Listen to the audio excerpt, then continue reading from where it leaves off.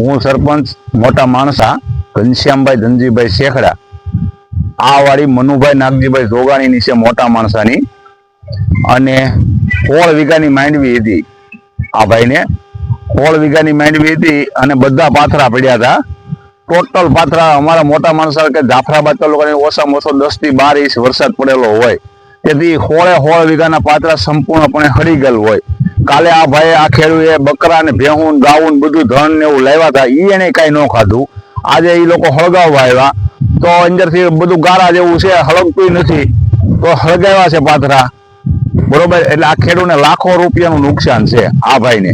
નુકસાન તો છે જ પ્લસ એની ઘરે માલ ઢોર હોય એના માટે પશુનો સારો 1 પણ રૂપિયાનો સારો એની પાસે એક જરીકે નથી રહ્યો બધો પલ્લી ગયો છે તો સરકાર આજકાલ પેકેજ નું જાહેર કરવાનું કહે છે દેવા માફીનું કહે છે તો આ સંપૂર્ણ દેવા માફી કરવી જોઈએ સરકારને તો જ આ ખેડૂત ઉધાર થાય એમ છે ને ખેડૂતને આત્મહત્યા કરવા સિવાયનો કોઈ બીજો રસ્તો જ નથી હવે આ 16 વીઘાની જમીનમાંથી 1 રૂપિયાનું ઉત્પાદન ખેડૂતને ન હોય તો આને સણ્યા વાવવા ગમે બીજો ઉત્પાદન હેનો વાવવું હવે આ ભાઈને ખેતી હમી કરવામાં 20-25 હજાર રૂપિયા જોઈએ 50,000 રૂપિયાનું બિયારણ જોઈએ 25,000 નું ખાતર જોઈએ આ ક્યાંથી લાવવું તેથી આ મારી એવી નમ્ર અરજ છે કે સરકાર સંપૂર્ણ દેવા માફી કરે જેમ બને વહેલા તો ખેડૂત આમાંથી ઉજરે એની સિવાય કોઈ રસ્તો નથી ખેડૂત પાસે મારું નામ શૈલેષભાઈ મનુભાઈ જોગાણી ગામ મોટા માણસા તાલુકો જાફરાબાદ જિલ્લો અમરેલી આજે મેં મારા ખેતરમાં 16 વીઘાની માંડવી વાવેલી છે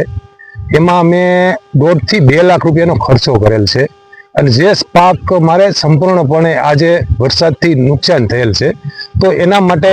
મારે આ અત્યારે પાથરા મેં હળગાવેલા છે પણ એ હળગતા નથી અને એના માટે જે કાઢવાનો ખર્ચો મારે અલગથી થાય એમ છે તેમ છતાં મારે અત્યારે માલ ઢોર માટે નીણ નથી અમે તો અમારું પેટ ગુજરાન કરી લઈશું પણ જે માલ છે પશુ છે એના માટે અમારે શું કરવાનું એટલે જો આ સરકારને તમે સહાય આપો એમ કરો છો પણ હજી આપતા નથી તો એના માટે અમારે ક્યાં સુધી ઓલું કરવાનું બરોબર તો એના માટે શું કરવું